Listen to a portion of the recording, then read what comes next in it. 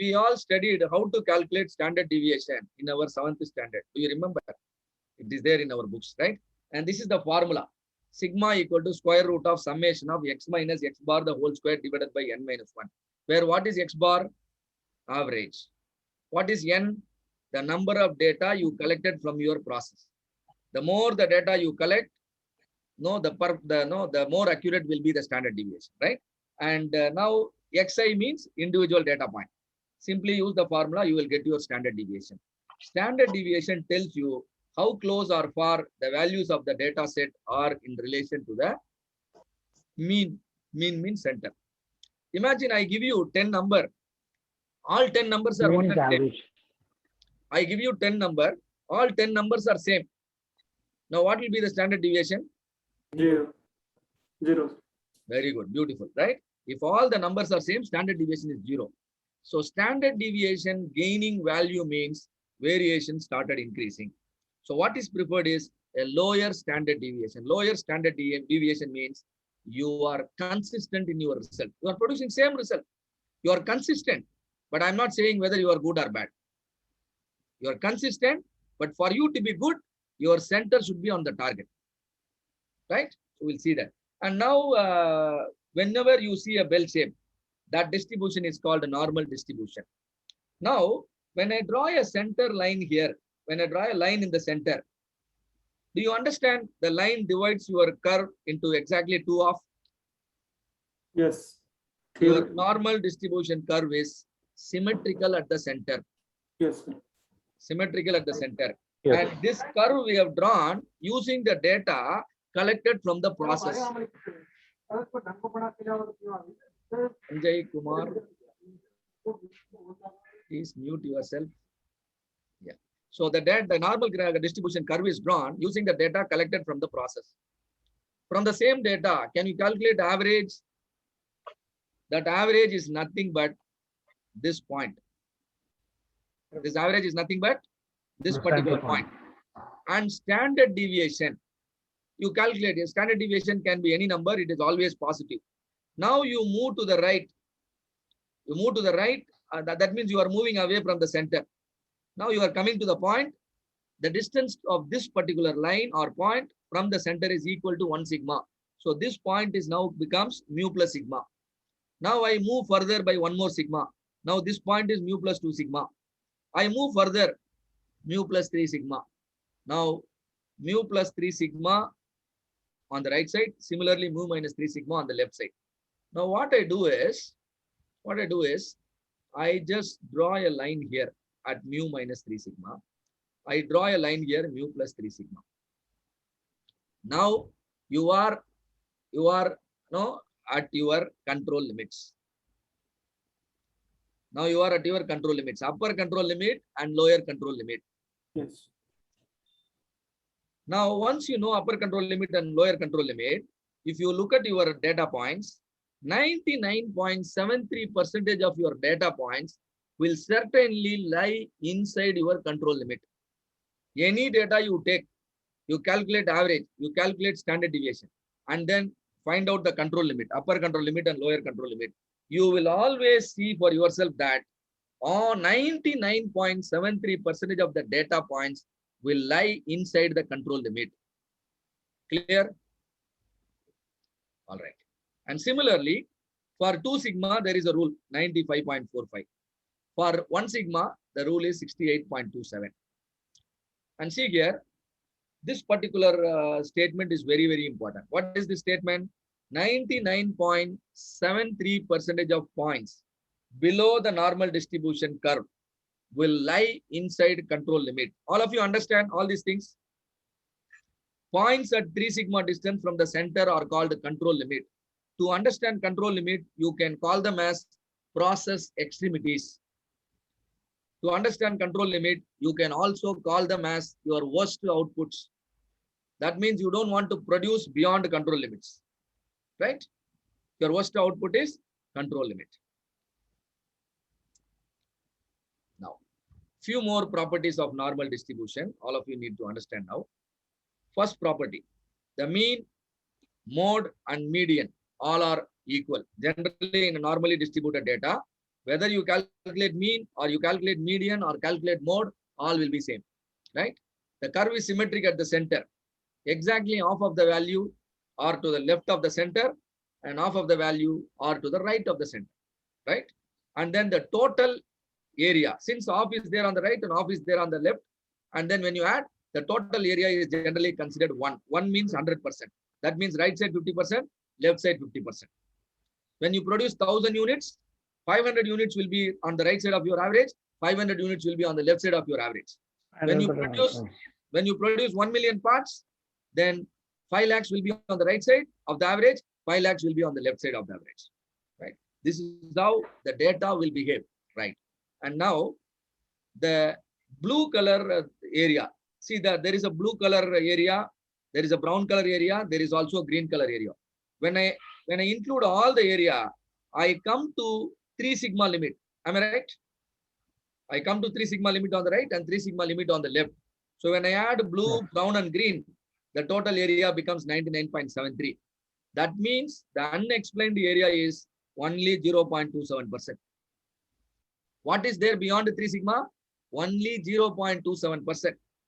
When you produce 1000 parts, definitely 997 parts will be inside a control limit. But 2.7 parts or 3 parts can be outside your control limit. Clear? And similarly, what is the area inside a 2 sigma limit? Can somebody help me?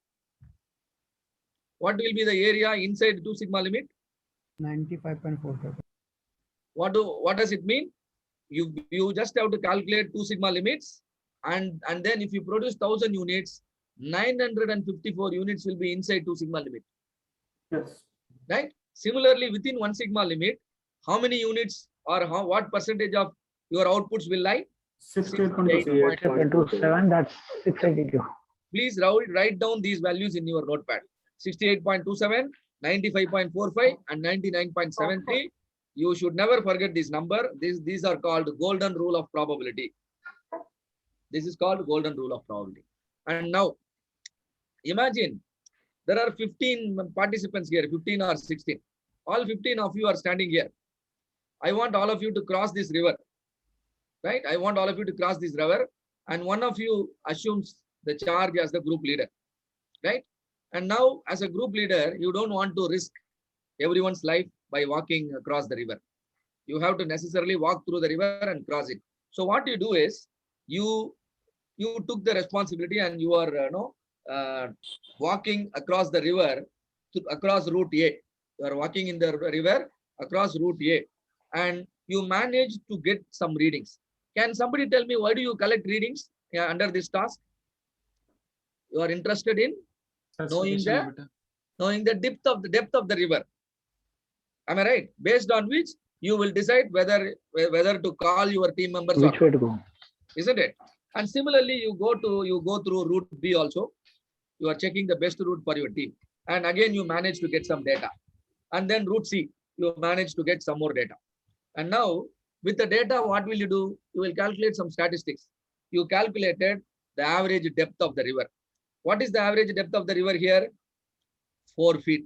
4 feet. All the 3 routes, you are getting the same average. Now, which route you will prefer for your entire team? Will you ask them to come through route A or route B or route C? Route A. Okay. Rajiv? Route A. Rajiv also wants to go to route A only.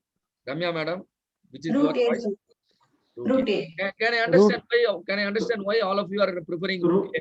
Because the maximum depth is 5. Because height of a person, the average height of a person would be around 5.5 to 6. So the feet in B and C path is up to 7. So there are chances for a person to get inside the water in those two routes. Very good. That means in addition to the average, you are seeing how the data is varying. That is why you are called black belt, right? Otherwise, people might think the route B is shorter, and then they can go and then everybody may sink inside. Just one point can make everyone to sink inside the water. So it is always important to calculate standard deviation before taking a decision on average, right? Average, as average speaks about central tendency, Variation will speak about the risk in your decision on central tendency, right? So let me help you with the calculation of standard deviation. There are 6 data points across route A. I listed all the 6 points, 1, 2, 3, 4, 5, 6. And now this 4 is called what? Average. Average. You add all the 4, all the 6, divide by 6, average. Now you need to calculate x minus x bar, deviation from the center, right? You calculate 4 subtracted from 4 minus 4, 0. 5 minus 4, 1. 2 minus 4, minus 2. It goes like this. And now this is called what? Deviation. This, you seeing number here, if a number is appearing here, that means the river is going up and down. When you walk in the river, some point it is going down and some point is going up. But when I add all the ups and downs, it is showing me 0. Does it mean the route is flat? No. No. Definitely there is a risk. But only thing is mathematically it is vanishing. So I don't want this to disappear. So I square it. I square it, right? This is called a squared deviation. After squaring the deviation, I sum up. The summed up value is 6. Now I want to understand, since there are 6 points, what is the average of the deviation? So I divide my 6 by n minus 1. Where what is n minus 1? N minus 1 is called degree of freedom. Since n is 6, n minus 1 point. Sigma x minus x bar whole square divided by n minus 1 is 1.2. Now this number 1.2 is called variance. It's called variance. Variance is a squared value. What is the unit of the numbers you have used here? What is the unit used here? This is 4 feet. This is 5 feet. Feet. Feet. So what is the unit here? Coming here? Feet square. Feet squared. Feet. Square feet. Right? So generally working with the squared unit is difficult. So we take the square root. When we take the square root, it becomes standard deviation. So standard deviation is 1.09 feet. Variance is 1.2 feet square. Clear? And average is 4 feet. Now, same way, you calculate for root B. I'm not going to explain because you learned it already. It is 1.87. Similarly, you calculate for root C. It is 1.683. Now, I am giving you the summary. Who is making noise? Moin, you are creating noise. Yeah. Now, I am giving you the summary. Summary of the data whenever presented is called descriptive statistics. Summary of the data whenever presented is called descriptive statistics. You don't have to look at the data, simply read the description and then you understand everything. And now, looking at the description, the average is 4 feet and standard deviation is lower at A, and so A is the preferred route, isn't it? Now, your decision cannot simply go wrong. So the risk of making a wrong conclusion based on the average will be low with lower standard deviation, right? Always we want to take decision with running lower risk. That means go for an average which is having a lower standard deviation. And now I have a question here. You calculated the average depth of the river. You calculated the standard deviation of the river. Assume the average depth of the river is 4 feet. Average standard deviation is 1 feet. Now will you be able to explain about the river, the characteristics of the river? You now crossed it, isn't it? You walked through A, you walked through B, you walked through C. Now some other person comes and asks you, sir, how is this river? Can I cross? Now, will you be able to explain about the river now? Oh, Yes. yes, sir. Yes, sir. Tell me, how will you Yes. explain? So since we have already crossed and we have calculated the data, we can explain the other person that at point A the depth is so much, at point B the depth is on higher side, and point C. So we have preferred depth A, and assuming that you can also go through that also, Right. we can give Right. conclusive Stop here. solutions. I stop here. Remember, let us think like this. The route A, route B, route C are not visible to you now. You came after 2 weeks. Now you don't know what is route A, you don't know what is route B, you don't know what is route C. The person is blindly asking, comment about the river. The river may be running for several kilometers. All that you have is you have some data. Now Sir, with the we can tell them that overall the Creation. width of river is 4 feet plus or minus 3 sigma, and we have calculated the sigmas over 3 different areas. So we can take it 1.06 as the Very sigma good. and Can we all, can all of us clap for Raj Singh? Beautiful. This is very important because if you understand this right now, no, you stand a chance to get your certificate. Definitely. If you can't understand this particular thing, then all our tools and techniques are going to work based on this rule only. The moment you calculate the average and the standard deviation, you will be able to explain about not only about your sample. Your sample came from route A, route B, and route C. You can comment about the entire river. If I assume standard deviation is 1 feet, average is 4 feet, the river can have a maximum depth of 7 feet only. The river can have only a minimum depth of 1 feet only. At certain points, the depth may be less than 1 feet, the depth may be more than 7 feet, but what is the probability for that? 0.27 only. Why? Up to your 3 sigma limit, the probability is 99.73. So 99.73% of the area of the river will have the depth only between 1 feet and 7 feet. You can pass on this information. Definitely you will be correct. All that required is, you must collect the data properly, right?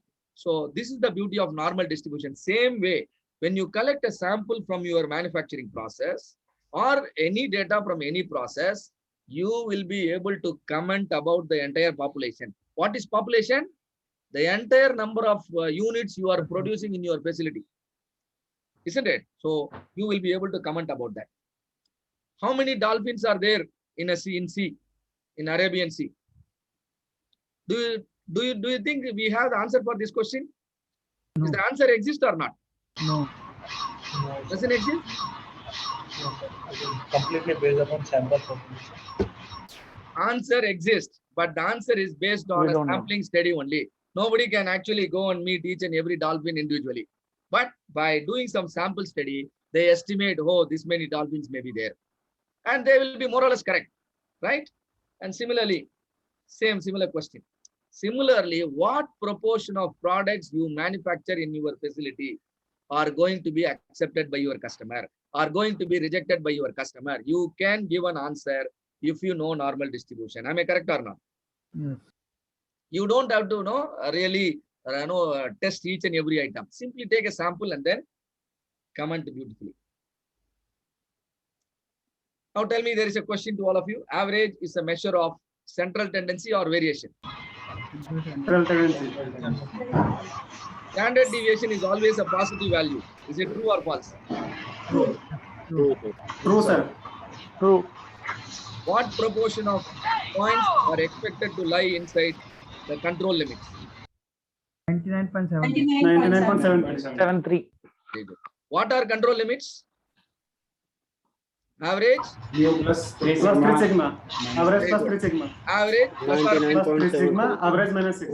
Very good. Plus 3 sigma gives you upper control limit, minus 3 sigma gives you lower control limit. Beautiful.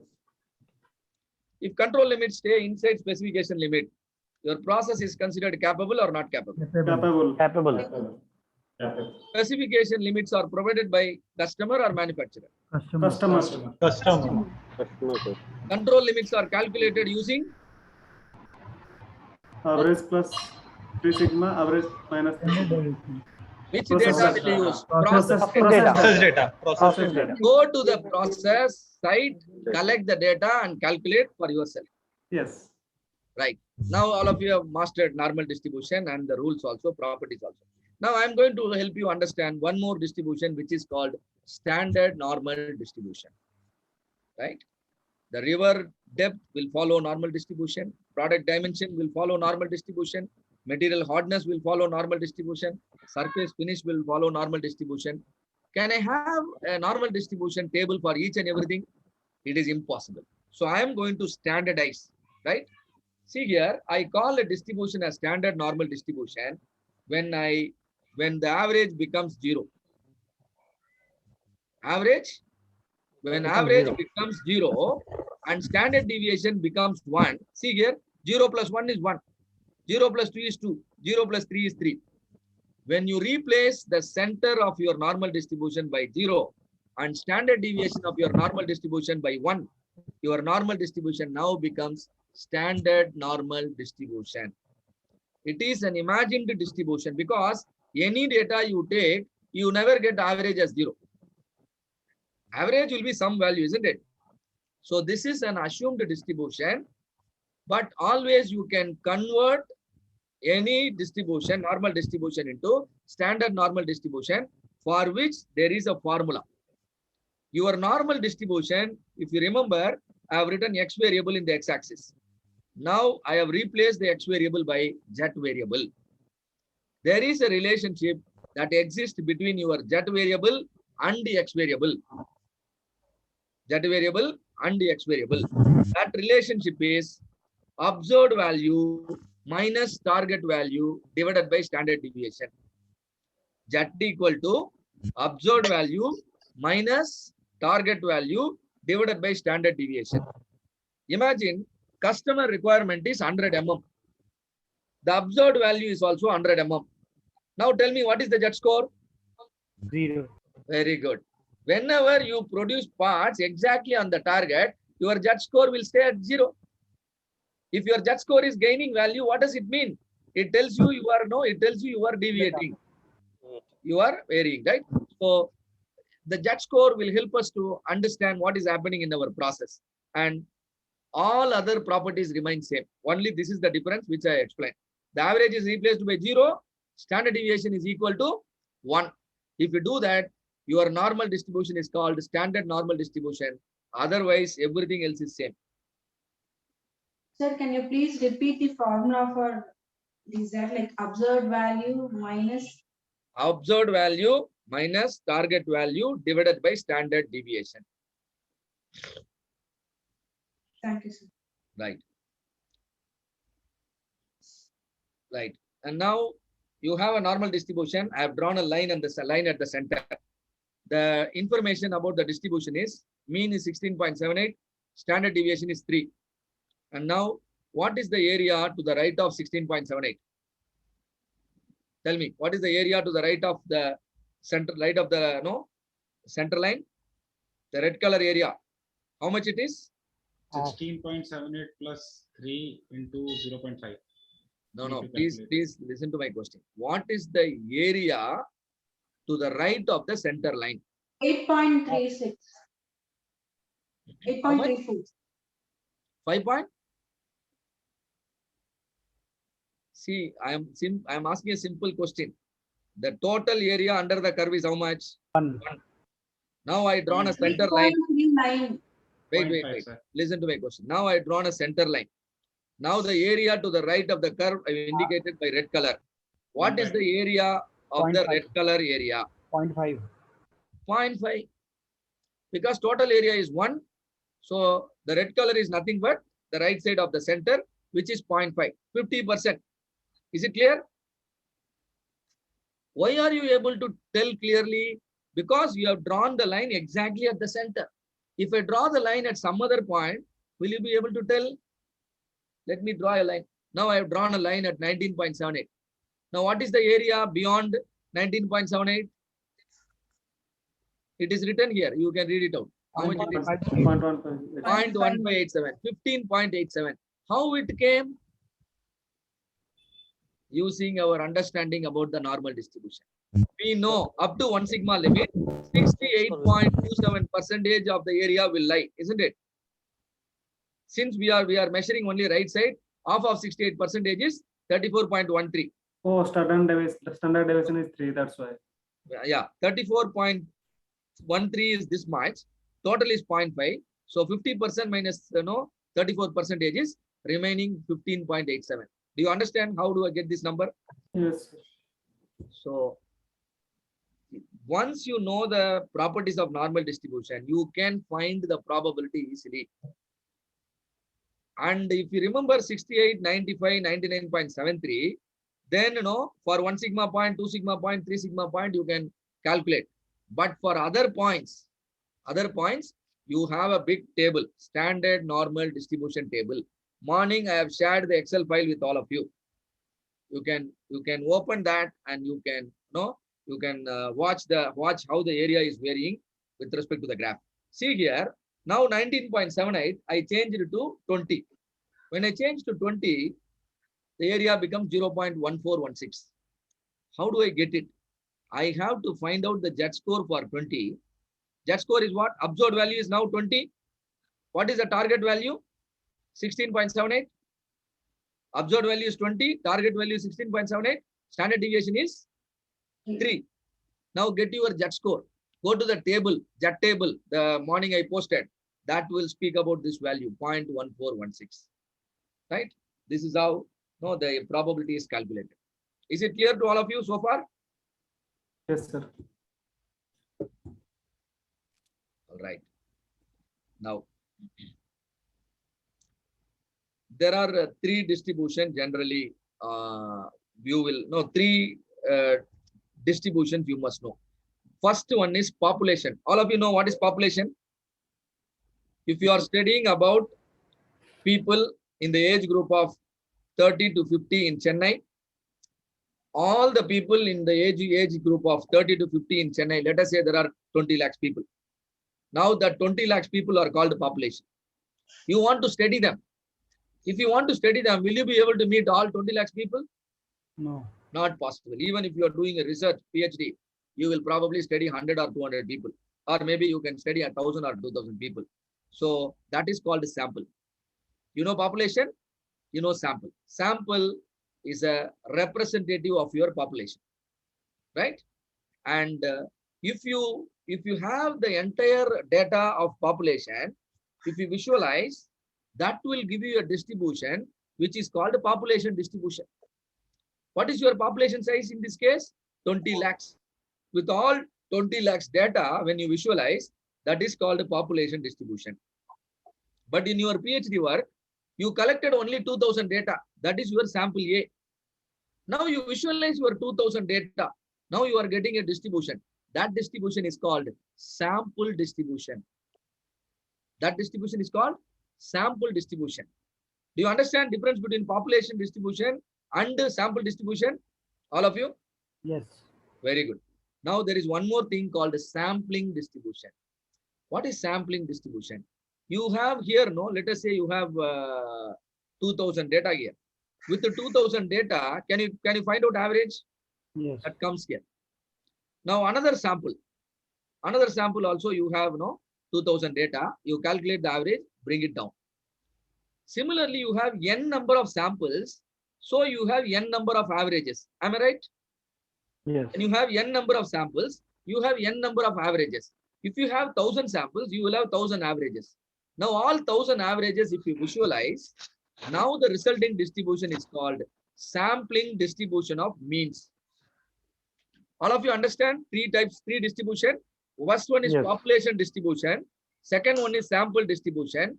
Third one is sampling distribution of means. Why am I teaching this? You should know what kind of data you are working. Are you working with the population data? Are you working with the sample data? Or are you working with the sampling distribution of means data? Right? The third distribution is very important.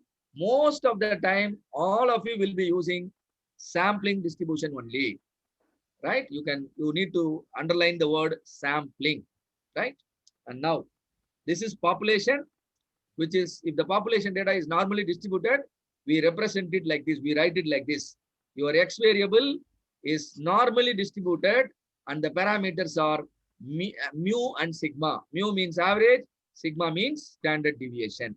Now sample distribution is represented like this. Do you notice the difference? Average is not mu, average is X bar. Standard deviation is not sigma, standard deviation is S. Now third distribution, it is represented like this.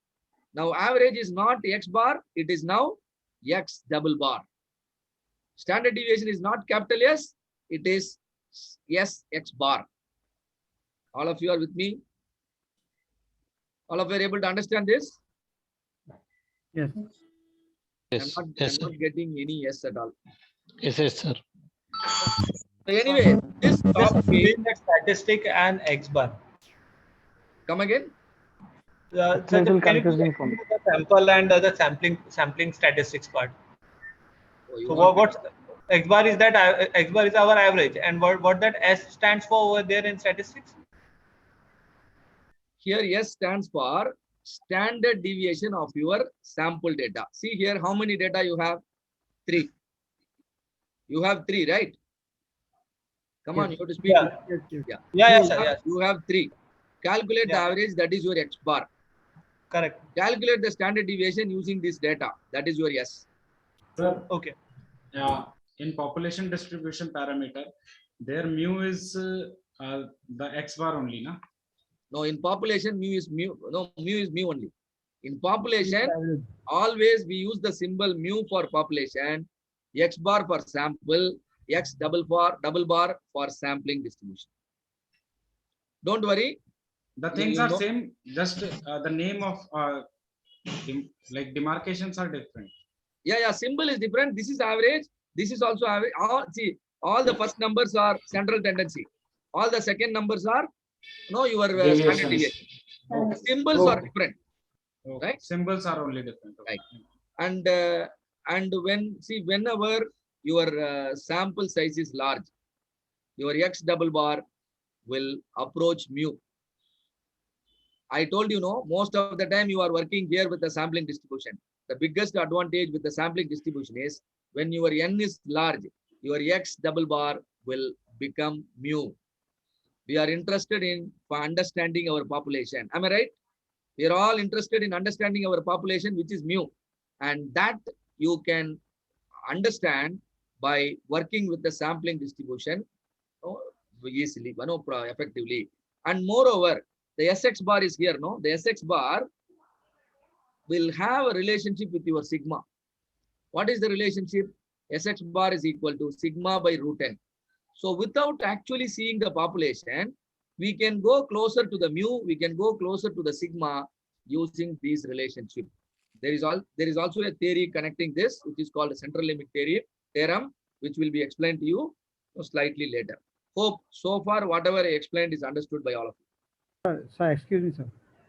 Yes. This Sx bar is equal to sigma by root n in case of when n is large only, or it will Yeah.